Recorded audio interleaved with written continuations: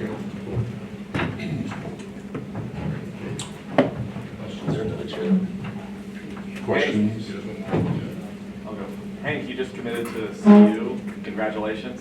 What was the big decision maker in there that helped you make that choice? You know, I really fell in love with the coaching staff. You know, Coach Dorrell, he's got a great vision for the program, and you know, he wants the team to be Colorado led. So you know, I thought, you know, it'd be awesome to play for Colorado. You know, being from Colorado and in front of my friends and family. So, How much pride does that give you? you know, I'm super excited. You know, it's awesome. I grew up watching the Buffs, so it's really cool to get this opportunity.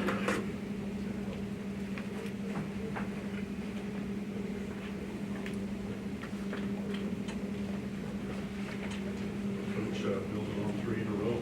What's the message to your kids this year about that tradition and keep it going? I would say the message is pretty similar to what it's been for the last 29 seasons, honestly. Just immerse yourself in the process, try to get better every day. Don't listen to the noise on the outside. Don't reflect back, good or bad, on what happened last year. Last year's last year. So, I mean, we're excited about this year. And we've been at it since the first Monday in June. And these guys have had an excellent summer, worked very hard in the weight room and conditioning, and so we're excited. I just want to ask you about your balance. Obviously, you've got some returning studs, but also some guys that will have to step in at some new positions. So what's that balance going to be like for your team this year? Well, I mean, in high school, and really at all levels of football, depth is always an issue. So we do, you know, last year I think I would have categorized us as a younger team. I think this year we're probably more senior-led than last year. But we also have some young guys, as you said, that are going to have the opportunity to step up. And I think that's where this group can really help them, because they understand what the expectations are. They understand how practice works. They understand what we as a coaching staff are looking for. So, but there will be some young guys, without a doubt, that'll have to play key roles this year for us. You're going to Ohio this year. Last year you went to Arizona. Obviously, tough teams that you get to play. What do you guys get out of those trips, and why? And why do we go? Yeah. Well, we were, I mean, in all honesty, we were game short. That's really the impetus. So you go with the team in Ohio? Well, no, I'm familiar with Coach Lombardo and his program at St. Ed's. Spent some time in Cleveland a long time ago, know what high school football is about back there. And so we just, in terms of what we get from it, it's a great opportunity for our guys to see really, I mean, that's a long road trip. And so, you know, hopefully some of these guys are going to get a chance to go and play college football. And this will be an experience, I think, that, I mean, we try to structure it the same way that a college program would in terms of the flight and the preparation and when we get there and what we do when we get there. But in terms of the game, they were 15-1 last year in the top class in Ohio. So this will be a great barometer for us in terms of where we are. And the good news about it is it's early in the season. It'll be their third game. It'll be our second game.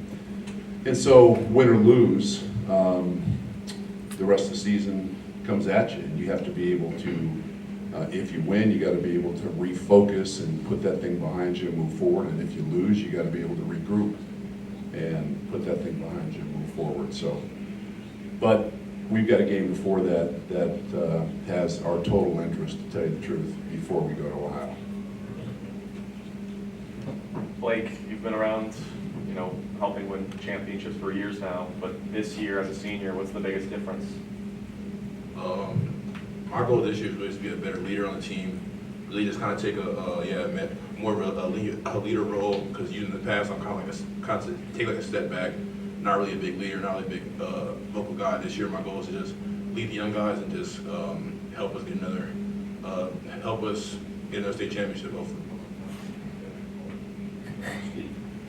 Does that make you feel like an extra coach on the field? And does that put any extra pressure on you because you may feel like a coach on the field? Any of you? No. You, anybody? No. I'll just do a good job, so we don't really gotta worry about it. Good answer. Yeah. Did you have one go first? Yeah, I wanted to ask you about the quarterback position, how much it helps you to have so many other guys in place as you have a new face in that single car spot. Well, there will be a new face. Our starter last year, Christian Hammond, is playing at a prep school, basketball school in California. So that, that's a big loss. He was a heck of a player. So I think anytime at any level, when you have whomever, a new quarterback, it helps to have some veterans that have been through battle. But you know what, our quarterbacks, we've had a good summer. I think all of them have improved, and so we'll see how the regular season sort of unfolds. It's a long year, right? So lots of things can happen, not only at the quarterback spot, but at other spots too. Talk about week one, just for anybody. Talk about week one. You got Ralston Valley to start off with on the road. They've got a new coach coming in. I mean, how important is that week one to kind of show you guys that you guys are still the top dogs going into the season? I'd say it's just as important as it is any other season. Just want to come out and see how hard we worked over the summer and see how it's paying off. So it's going to set the tone. So. I would say Ralston Valley will be a challenge for us. They, Jared, I've known Jared a long time. Knew him when he was a player at Pomona. He was the head coach at Golden, did a good job there. He'll have them ready. Good skill kids, good quarterback. The quarterback's dad was one of my top receivers my first 2 years coaching at Arvada West. So there's a lot of ties to that group. But I will say this, Ralston Valley, I think, will have one of the better teams in Jeffco. Just to follow up, talk about the coaches. Obviously, you've moved around a little bit in your 30-plus years here. Do you get young coaches like Yanisigo who's moved into a different program, and you've seen a lot this year? I know Madden has moved on and gone up to lead. How much do some of the younger coaches say, how do you go from one program to another and be so successful that you've been wherever you've gone? Well, this is my 11th year at Creek, so I've actually been at Creek longer than any other place, right? So what I've tried to do, though, Jay Madden is now at Legacy and spent a long time at Pomona.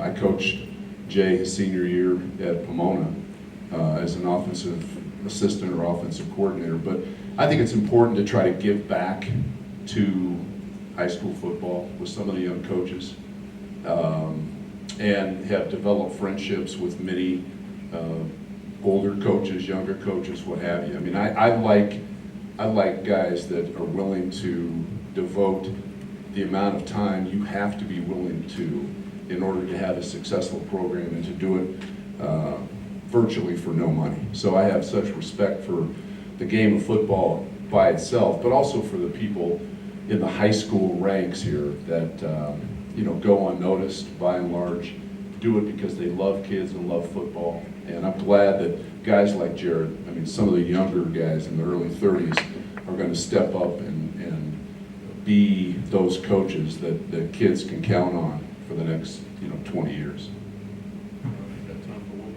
Coach, can you talk about the chemistry that you have over these years of consistently building a program, and how do you continue to get that culture through your program? Well, I think strictly in terms of football, we are process driven.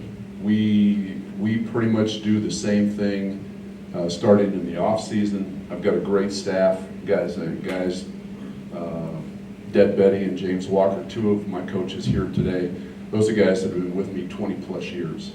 So we work hard in the weight room, obviously, after the season. But then we start in June. We go 3 and 4 mornings a week